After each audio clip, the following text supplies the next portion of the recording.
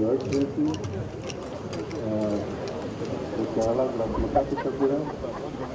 President of the Republic of Malawi, Honorable Minister of Tourism, Mrs. Vera Kantukule, with us today, Honorable Minister of Sports, Mr. Uchizi Nkandawire, who is also present today, and all government officials.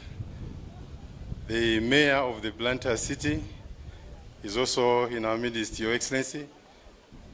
The anchor sponsor, led by the Chief Executive Officer for NBS Bank, Dr. Kwanele Ngwenya, and all golfers, the media, you're welcome to Country Club Limbi. Your Excellency, as you know, in the past 2 years, since this presidential initiative started, the golf tournaments you have been playing with your Vice President, who is no longer with us. And therefore, before we start the symbolic tee-off today, we would like to observe a 1-minute silence in honor of the departed Vice President, Dr. Saulos Chilima. 1 minute silence. In honor of the departed Vice President, Dr. Saulos Klaus Chilima.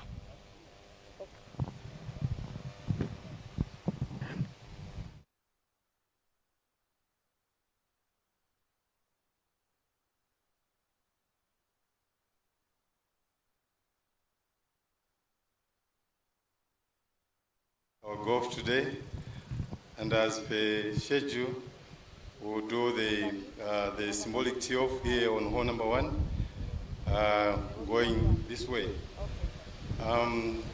Starting with you, and then we'll be followed by the chairperson of the Presidential Charity Initiative, and the third one will be Dr. Kwanele Ngwenya, representing the anchor sponsor. Just to repeat the format of today's golf. Today's golf will be played stable forward format, 2-ball, better ball. So the best of the score between you and your partner, Mr. Vizenga, will count for every hole. And that's what will make you win today, Your Excellency. Thank you.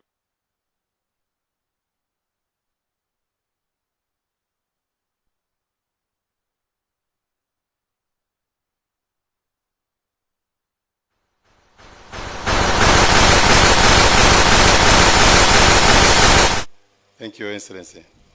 May I ask the caddy, who's got the equipment for the President, to bring it. Can we pave way? The teeing off will be on those 2 marks.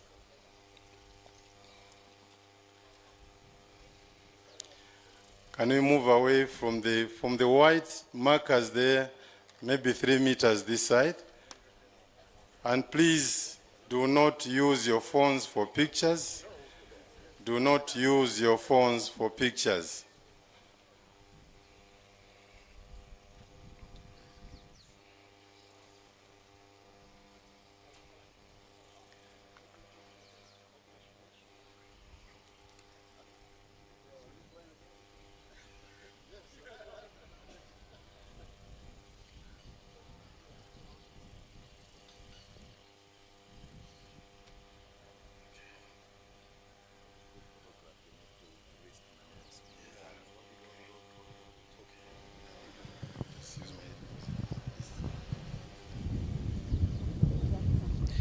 So the state president is going to tee off this charity golf tournament this morning here at Country Club Limbi. Quite good weather, a bit windy, cloudy, and he's going to lead a field of 80 golfers. So due to the format of play, 2-foot stable play, His Excellency is playing alongside Mr. Vizenge Kumwenda, who is the Presidential Charity Initiative Committee Chairperson. So there are 18 holes in total. It means the state president is going to play all the 18 holes, and it means that it's going to take around 5, 6, 7 hours, because when you calculate the distance that the golfers are going to walk and play. That will be around 7 to 8 kilometers. So there we go with the golfers led by His Excellency the State President Dr. Lazarus Chakwera, ready to tee off this memorial event. The charity tournament was meant to raise 600 million kwacha, and so far that money has been realized. So it's quite a successful golf tournament here at Country Club Limbe. A number of corporate institutions that also have golfers here are the ones that have made contributions, led by Diamond sponsor, that's NBS Bank. That's the Diamond sponsor. That's why you see a lot of red here. These are the NBS Bank brand colors, because they are the Diamond sponsor, or rather say headline sponsor of this year's presidential charity golf tournament. So after tee off, then the state president, playing alongside Mr. Vizenge Kumwenda, who is Presidential Charity Initiative Committee chairperson, will play along all the holes. And what's going to happen is that as they tee off here, then other golfers will also be starting in the other holes because of the format of the tournament. So here we go with the state president ready to tee off. Beautifully dressed in NPS cap, golf shirt, nice tracks that are meant for golfers. You know, golf is a sport. Oh, wonderful, wonderful. What an amazing shot. He is even smiling, and the chairperson of the Presidential Charity Initiative Committee, Vizenge Kumwenda, is even smiling, say, hey buddy, we've done it, we've done it. What a start to this golf tournament here at Country Club Limbe.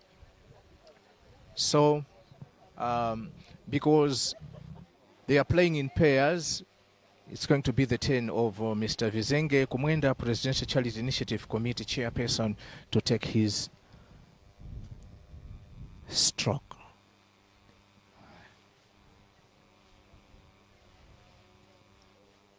There we go. What a shot, and beautiful. So that's the tee off here at Country Club Limbe, and the golfers are shaking hands and saying, yeah, we have had quite a good start. So Dr. Kwanele Ngwenya from NPS Bank, Diamond sponsors of the charity initiative, is also going to tee off. Normally the game of golf is a game that requires a lot of discipline, so when you are taking a shot, people are supposed to keep quiet. He looks ahead, ready to take his shots, and there we go. Quite a slight miss, but that's what happens in the game of golf. That's why you have got a number of texts. People are still clapping for him to say, don't worry, Mr. Vizenge Kumwenda. We still have a day here to play, so we will improve next. So this time around, the state president with the Presidential Charity Initiative Committee chairperson, Mr. Vizenge Kumwenda, and Dr. Kwanele Ngwenya from NBS Bank are going to take a picture together with other golfers to mark a symbolic start of this tournament here at Country Club Limbe. Under very beautiful weather conditions today. Yes, a bit crowded and windy, and Limbe is normally cool when you compare it to Blantyre CBD. So quite good weather as the golfers now take to the field after that group photograph. I am with Norbert Jameson here, as well as our reporter Amin Musa, who I'll be talking to frequently on things as they unfold here at Country Club Limbe. The presidential golf charity initiative first took place in, I should say, some 2 years ago. This is the third edition. This one was launched on September 17 at Kamuzu Palace in Lilongwe. And NBS bankers, Diamond sponsors contributed 155 million kwacha.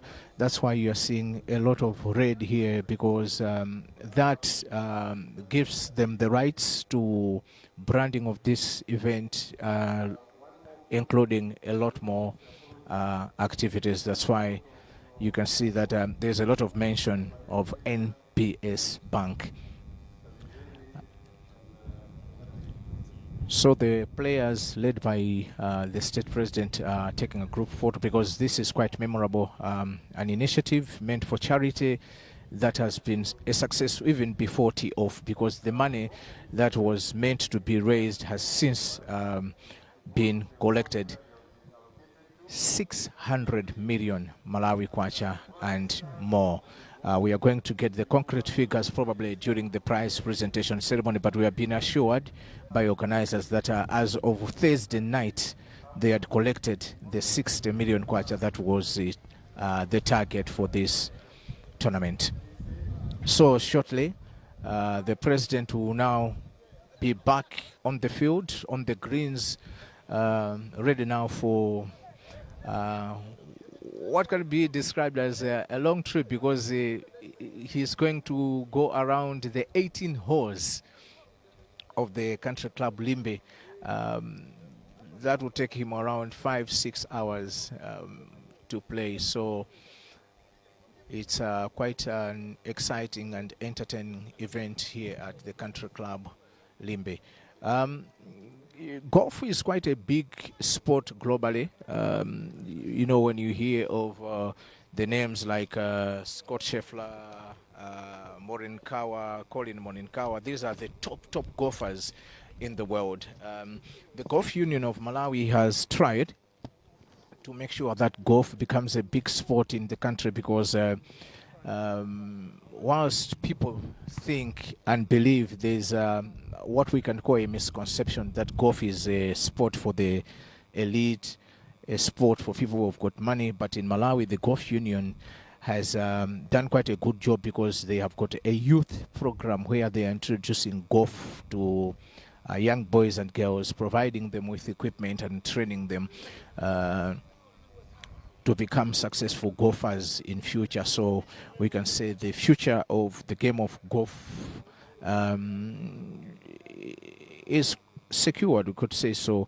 When we talk about history, this sport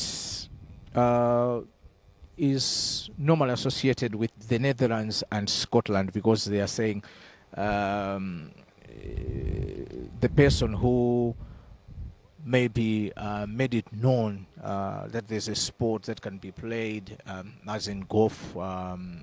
Maybe the people that started playing were from the Netherlands and Scotland, but it has grown to be quite a big sport.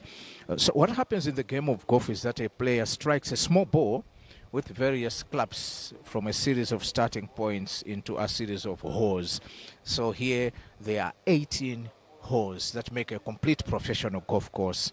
The person who strikes the ball with the fewest strokes wins. So you need fewest strokes to win. So if you may have seen the state president when he took his first shot, what we call tee off to kick off, it was quite a very good one to the next green. So if there are few strokes before that ball is sunk into the hole, it means that on that hole, then definitely they have done quite well. So we are yet to see how things are going to pan out here at Country Club Limbe.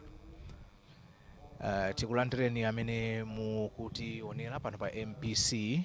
Lero tili ku Country Club Limbe kumene mtsogoleri wa dziko lino Dr. Lazarus Chakwera akutsogolera osewera masewero a gofu. Masewero amenewa ndi masewero amene anakhazikitsa mtsogoleri wa dziko lino zaka zitatu zapitazo, cholinga nkunena kuti azipeza ndalama zothandizira ntchito zosiyanasiyana kuphatikizapo ngati chaka chino ana a skulu za ukachenjede za boma amene akuvutika kulipira fees, komanso anthu amene anakhudzidwa ndi mavuto akugwa mwadzidzidzi monga tropical cyclone Freddy. Ndiye chaka chino mwambo wa masewero amenewo ndi umene ukufika pachimake lero, chifukwa unayamba dzulo pamene osewera golf 100 amaliza, ndipo lero kuli osewera okwana 80 amene asewere limodzi ndi mtsogoleri wa dziko lino. Ndipo chomwe chikuchitika mmawa uno nchonena kuti akasewera masewero amenewa masana tsopano kukhale ndithu kulengeza ochita bwino ndi kupereka mphoto. Cholinga cha masewero amenewa chinali kuti atolere ndalama kuchokera kwa akufuna kwabwino, makampani, mabungwe, ndalama zimene anazika pa mulingo wa 600 million kwacha. Ndipo amene akuyang'anira komiti akunena kuti ndalama zimenezi ndithu zakwana kale, kotero kuti mmene lero tikuona mwambo amenewu zonse zomwe analinga kuti azikwaniritse zatheka. Ndiye tsopano tikhale tikuona posachedwa pa osewera akuyamba kusewera masewero amenewa motsogozedwa ndi mtsogoleri wa dziko lino Dr. Lazarus Chakwera. Dr. Lazarus Chakwera malingana ndi ndondomeko yakaseweredwe ka lero ndionena kuti masewera awiri amati twofold. Ndiye Dr. Lazarus Chakwera akhale akusewera ndi wapampando wa komiti imeneyi yoyang'anira ntchito imeneyi yotolera ndalama amenewa ndi Vizenge kumwenda, ndi amene akhale akusewera nawo. Mumasewera awiri koma mukafika pamalopo potolera zotsatira amatenga za amene wachita bwino kwambiri pa awirinu kuziphatikiza kuti pomaliza aone kuti kodi mwachita bwanji. Ndi mmene amachitira masewero amenewa a golf. Masewero a golf ndi masewero amene ndi otchuka kwambiri pa dziko lonse lapansi, komanso ndi masewero amene muli ndalama zambiri. Kunjaku tikudziwa pakadali pano pa dziko lapansi osewera wa pamwamba kwambiri amene ali pa number 1 timati ma golf rankings ndi Scott Scheffler, pa number 2 pali Xander Schauffele, komanso pa number 3 pali Rory McIlroy, komanso kuli Collin Morikawa amene ali pa number 4. Kuno ku Malawi tili nawo osewera gofu amene achita bwino kwambiri Malawi, amene anayamba ndithu gofu ngati mwachibwanabwana po chidali, koma panopa ndi mmodzi mwa osewera pamwamba kwambiri gofu mdziko muno. Tili ndi ambiri achina Harold Kachepatsonga amene akusewera masewero amene a gofu kwa amayi uko aliponso ambiri amene akusewera masewero amenewa amene timati pa muyeso chamene nakuti professional kutanthauza kuti inuyo mwatenga gofu kukhala ngati masewero amene ndi ntchito yanu, professional golf. Ndiye pansipa pali amati amateur golfers awa ndi amene amakhala kuti akuchokera pansi akuphunzira akupita chitsogolo kuti apitirire ndi masewero awo.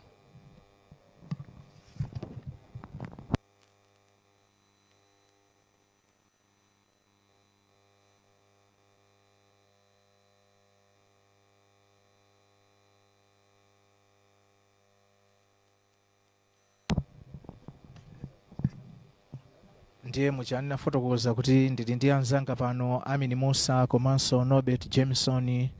Ndiye pano ndimpatse microphone mzanga Amini Musa kuti apitirirenso kufotokozerani kuti zikuyenda bwanji pano pa Country Club Limbe. Amini. Zikoma kwambiri mzanga Frank Kandu, mene ndithu akhala kambira mzanga Frank kunena kuti tili kuno ku Country Club Limbe kumene mtsogoleri wa dziko lino Dr. Lazarus Chakwera akusewera nawo masewera amene wachifati tinotera kusewera of course sanayambe kusewera komano symbolic kapena kutsegulira mu pameneyo zachitika kale ajambulitsa kale panopa ali pamalo oyambira kuti asewere golf amene kapena pa tee off kukonzekera partner wawo ndi Vizenge kumwenda imwe ndi mkulu wa campaign manager ya Niko omwenso ndi ma sponsors kapena kuti amene ika ndalama zambiri 155 million kwacha kuntchito imene kuti itheke. Ndiye pamene akukonzekera ndithu pafunika kukhala bwinobwino kusisa pansi bwinobwino kudekha sizimafunika phuma yayi kudekha bwinobwino kuti ukamayamba shot yoyambirira tee off ukhalere kuti mtima uli pansi. Ndi patakali pano ndithu akukambirana ndi ma partners chifukwa mtsogoleri wa dziko lino pamene akhala kusewera timu ina ndi ya Kwanere Ngwenya komanso wapampando wa Country Club Limbe imwe azisewera ngati anthu anayi. So padakali pano mtsogoleri wa dziko lino ndithu akukonzekera tikhali tikumva kuchokera kwa anthu osiyanasiyana amene aliso pano kuti timve kuti zinthu pano zikuyenda bwanji. Tikhala ndi Imran Daud imwe ndi mmodzi mwa akuluakulu amene ali mu komiti imene ikuyendetsa mambo amenewo. Bwana Daud, takulandirani. Mwina tsiku la lero kwa ino mukutenga kuti ndi tsiku la mtengo wotani? Siku la lero ndi siku la mtengo wapatali kwambiri malinga ndi golf tournament ilipo apa, being president alipo mpano zinthu zosangalatsa kwambiri. It's a fundraising golf yothandiza anthu ovutikisisa ana skulu amene akusana ma flats, so it's a big tournament ndithu. Chabwino, zulo kunasewera anthu kona 100, lero anthu 80.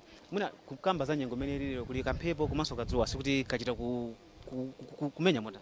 Lero ndi kuli mphepo poti golf ya lero anthu adamenya lero yapo kwambiri. Ine ndamenya zulo atisi zulo ali quiet, ndamenya golf yabwino koma amenya lero golf yapo kwambiri. Akumade mavuto mbifu ya mphepo kusiyana ndi zulo, so kuna mphepo nde lero avutia kopya ndithu. Mwina kupambana kwa masewera amenewa manga chithunzithunzi cha dzulo imene chinalili anthu okona 100 imene mungatipatse chingakhale chotani? Koma ntchito ilipo because kuli almost 100 chakuti zulo ndi lero ndi amene apambanewo ndi kuti amenya golf yoti amenya golf ine ndizoonadi chifukwa amene ndikuoneramu for zulo amene akusogula amenya 48 points ndi amene akusogula azulo pa number 2 pa 47 kumafika kuma 44 ndipo ambiri ndiye tutakuona kuti nkhondo ilipo ambiri ndithu. Chabwino, inu tikhali kuyankhulana pamene ndithu timu yambirira ikuyamba kumenya mpira umenewo kuti pambuyo pake pamene pabwere mtsogoleri wa dziko lino Dr. Lazarus Chakwera, Vizenge kumwenda komanso timu yawo yonse. Imeneyo ndi timu imene iyambire machatakamba kamene ndakhala kuyankhula nena kuti mtsogoleri wa dziko lino akupanga partner kamene kuti asewera ndi Vizenge kumwenda amene ndi managing director wa Nico, ndipo Nico ndi imene ndithu subsidiary yawo kapena kuti mbali imodzi ya kampani yawo ya NBS Bank ndi imene ndithu yayika ndalama za nkhaninkhani 155 million kwacha. Mafuna ndithu kudekha kuzayesa bwinobwino kuti usanamenye shot imeneyo yambirira tee off pamene mtsogoleri wa dziko lino komanso timu yake yonse imene akhala akumenya nayo ili kumbuyoko kudikirira kuti imeneyi ikadutsa timu imene kusewera panoyi kenako nawonso asewere. Nditakhala tikambira kuti chaka cha 2022 ndi kumene kunayamba ntchito imeneyi fati kuchifa ndi ntchito ndi masewero koma kwambiri akufuna kubweretsa ndalama. Ndi chaka cha 2022 adali ndi target ya 200 million kwacha, komano makampani ambiri adayilandira ntchito imeneyi ndiye adapanga ndalama zokwana 281 million kwacha. Timu yoyamba ija ndithu ya anthu anayi, timu ina yonse izikhala ndi anthu anayi ndi imeneyo ndithu yasewera kapena kuti yayambapo. Amadikira ndithu kuti apite bwinobwino akapeze mipira yawo kenako timu inayi iyambepo. Ndiye kuti up next ndi timu ya mtsogoleri wa dziko lino asewera mahole onse maximum makamaka 18. Ndiye kuti palibenso kudulira, palibe chidule. Tinamva zona kuti akomiti anati president ino ndi munthu olumikizika kwambiri, bwanji muzangochita pang'ono kwina kumuzika puma. Anakana kuti ine ndamene ndikutsogolera zimenezi ndikufuna kupeza ndalama zimene tikuthandizira ana asukulu zawo kachenjede komanso anthu amene anakhuzidwa ndi ngozi zogoma zizizi. Ndiye ndikasira panjira zitanthauza chani? Ine ndimenya ndisewera nawo kuyamba mpaka nakumaliza kusonza kuti distance yonse ayipanga kava mtsogoleri wa dziko lino. 2022 timakamba zona apeza ndalama zokwana 281 million kwacha, target inali 200 million kwacha. Chaka chatha chomwe chaka chachiwiri target inali ya 400 million kwacha koma anapanga ndalama zokwana 450 million kwacha. Sonza kuti zaka ziwiri zapitazi makamaka zaka ziwiri zoyambirira target akhala kuyipitirira. Chaka chino target ndi 600 million kwacha. Muchakambira mzanga Frank Kandu unena kuti target yawo pofika lero yakwana, koma ndiye kuti tiyembekeze kuti china chake chachikulu chichitikanso kuti ndalamayo kapena figayo ipitirira. Ndalama ikapitirira zimakhalanso advantage kwambiri kwa anthu amene akukapindula nayo. Ana amsukulu zosiyanasiyana makamaka zawo kachenjede zaboma mdziko muno. Chaka chatha ina mwa ndalamayi inapita kupita ku masukulu kapena ku sukulu zawo kachenjede. Ndalama ina anakathandizira kumanga sukulu ya Mpatsa primary kumene ndi kumsanje kumene ndithu ana sukulu imene idakokoloka ndi na madzi anamondo kapena namondo wa Cyclone Freddy amene anavuta kwambiri chaka chatha. Sonza kuti ntchito imeneyi ikupindula ndithu chifukwa kuitchula kuti Presidential Charity Golf Tournament. Kusewera opanda phindu, kusewera koma phindu lake lipite kwa ena kapena lithandize ena, charity kapena kuti kuchita ntchito zachifundo. Kusewera ndicho cholinga chopeza ntchito kapena kuti kuchita ntchito zachifundo. Mtsogoleri wa dziko lino akutoletsa zithunzi pamene akonzekera kuti ayambe kusewera masewero amenewa mpaka na amaliza ndithu. Pali anthu osiyanasiyana amene abwera pano. Tinaona ku nduna za masewero uchizi mkandawira ali pano, tilinso ndi nduna yazofalitsa nkhani ya Moses Mkuyu alipo pano. Ndaonaponso nduna ya zokopa alendo Avera Kantukule alipo pano. Pabwera anthu osiyanasiyana kuchokeranso madera osiyanasiyana amene ndithu ali pano. Ena ambiriwo ndi osewera nawo masewero amenewa, enawo ndi kuchokera makampani amene athandiza kapena ayikapo ndalama pa ntchito imeneyi kuti ya ndithu tiyeni tithandize mtsogoleri wa dziko lino kuthandiza ana asukulu amene ndi tsogolo la mawa. Tithandizenso anthu amene aphinjika ndi ziphinjo zosiyanasiyana makamaka ngozi zogwa mwadzidzidzi. Timu ya mtsogoleri wa dziko lino ili pamenepo ndithu kugawana zochita. Amanena kuti golf ndi masewero amene umasewera uli comfortable kwambiri. Leisure sport, pa Chingereza amatero leisure sport. Umasewera ndiye imakhala nthawi yoyankhula yocheza, imakhala nthawi inake yosacheza.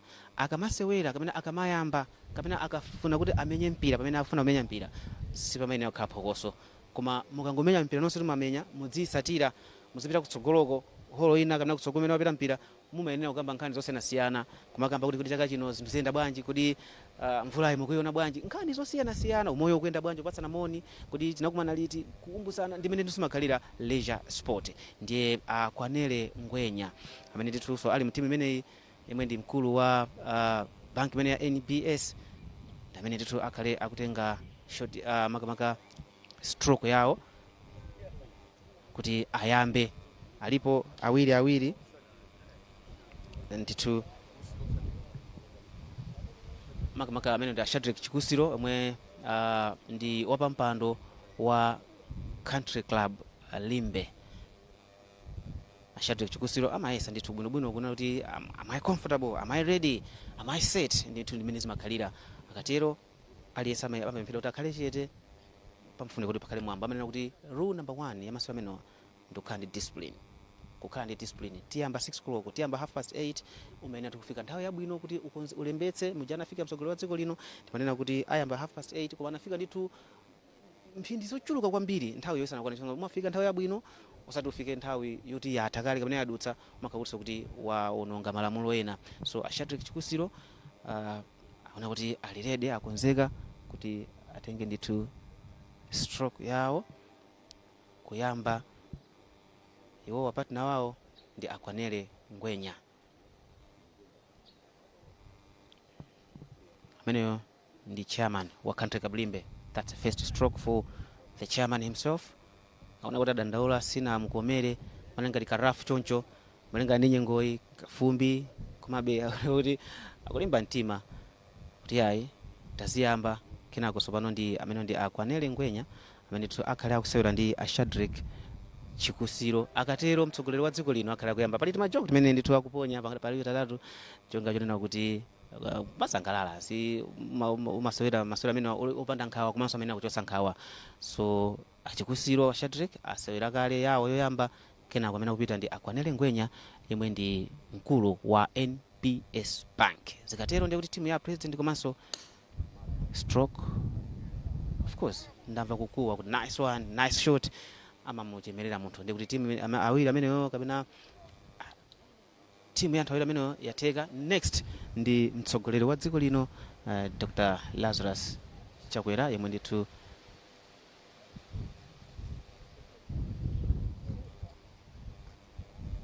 zayamba. Ndimpatsire mzanga Frank Kandu yemwe ali kutsogoloko kumene akupita mtsogoleri wa dziko lino.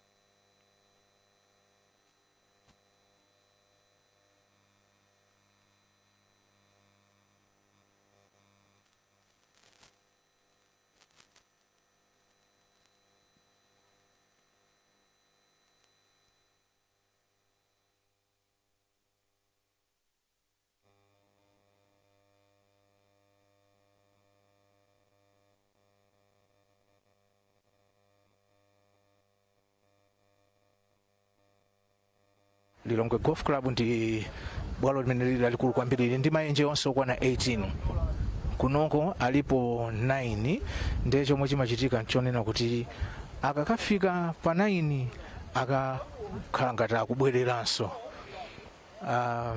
akuwuzana pamenepo kuti kodi mpira wa president ucha uli pati chifukwa panono chomwe chichitika nchonena kuti akhala kuti akukankhira mpira uja kuti upite pakati pa kamene kali ngati kabwalo kamene kakoneka ka green kwambiri pamenepa pali dzenje ndiye ntchito yayikulu ndikuti mpira umene ukalowe mu dzenje mmenewo pa hole number 1. So the president and his playing partner will be looking to strike the kofo to make sure that it goes into the hole that is in the center of the greens, and then they'll proceed to the next hole until they do the same with all the holes. That's 18 holes. So the president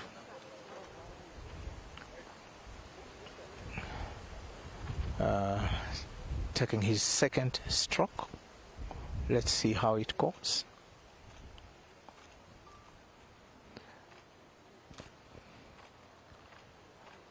It's a sport that requires both physical and mental strength, concentration. That's why spectators have to keep quiet as he plays.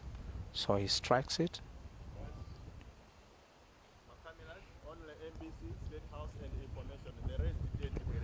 And proceeding to the next hole.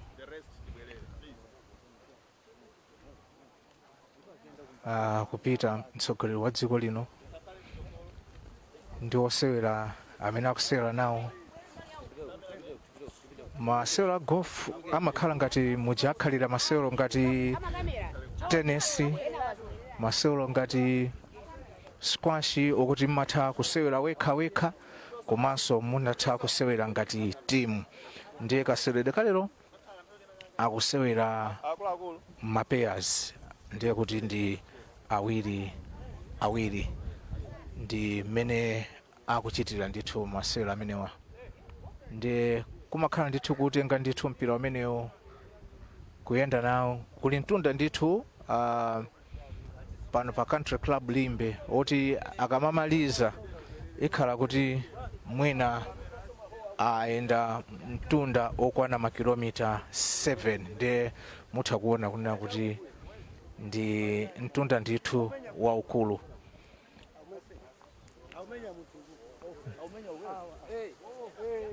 Ndiye pano tsopano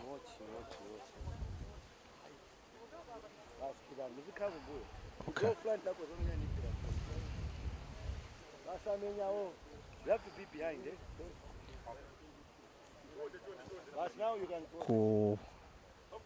Kupitirira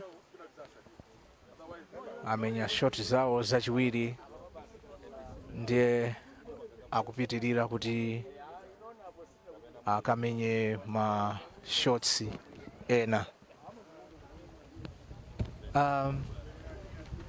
Taona ma players akumenya mashoti awo achiwiri zikutanthauza chani? Okay, apo tsuneza kuti holo iyi ndi pa 5 ndiye umafuna kufika pa holo wafika ndi 5 ndiye holo waija ndi apa pakada kumenyabe mpaka na tikafika pa holo ndikuuza ndi apa ndoti wabwina holo ndi wakuti mandime be ndi yaitali kwambiri tukafika pa green kuti akafika pa green. Yeah. Mukati pa chimaziwa kumasewera golf kumakhala pa under pa zimakhala zikutanthauza. Okay, pa ndikuti holo iyi ndi pa 5 ndio ukapeza 5 ndio wapeza pa tanzo zake ndi menolo. Ndiye kuti apa akulimbirana kuti apeze pa. Akapeza pa ndio holoyo waija ndiyeyo because pa 5 ndio kupeza 5 ndio basi wawina holo. Zosangalatsa kwambiri ndi ulendo mwati mtunda ndi wao utali kwambiri tunda ndo utali apa pa tikuyenda bendi kusokola kuoneka mtengo huko kumene kucha. Ndiye kusewera ku malingana ndi format mnakamba kuti ndiye kuti akusewera awiri. Apa asewera awiri ndi amatimu ndi amatimu amenya awiri yetu ndi nkhani ndimene kuti akhala akusewera ndithu akafika mpaka napa 5 pamenepo kuti amene akalowese pa holo msanga pamenepo ndiye kuti wadya pa imeneyo ndiye kuti ndi amene wachita bwino pa nthawi imeneyo.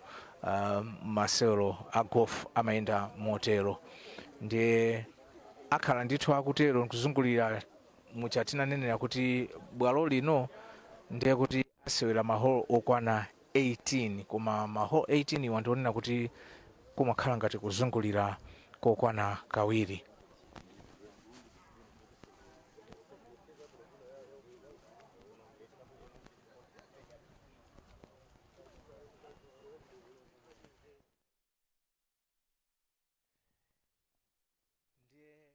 Osewera motsogozedwa ndi mtsogoleri wa dziko lino Dr. Lazarus Chakwera akupita kuti tione kuti amene angakhale otsogola pa 5 ndi ndani. Ife tikhala tikupatsirani zimenezi kuno Country Club Limbe tikatere ndiye kuti tibweranso.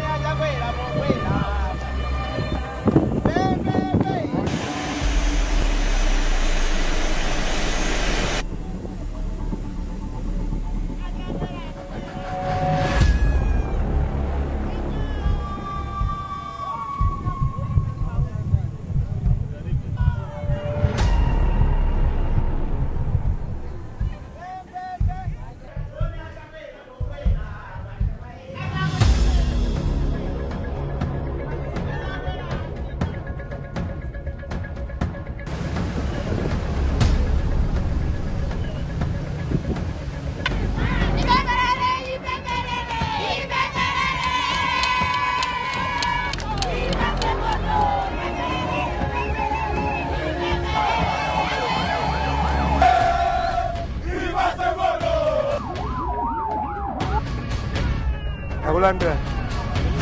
Ini jalan aja.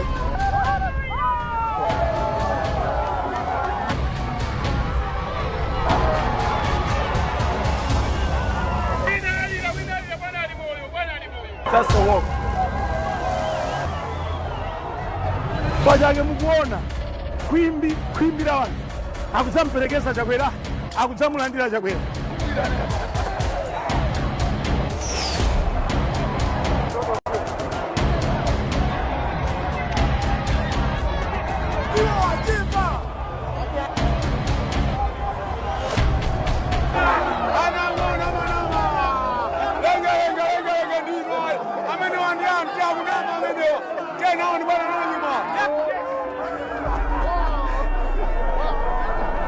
Angaranyeso kuti president wamwalira kapena akudwala kapena ati mikono yake atani mapusha apapanga apa mikono yake ndimene mumati apinduka iji apa hangodziwa kunjaku kuti kuyankha amene atopa ndi amanguyamba kunama kufamunuka zangomva akutikwana akuthamangitsa ndi akhangotikwana utiyesetu akulephera mino.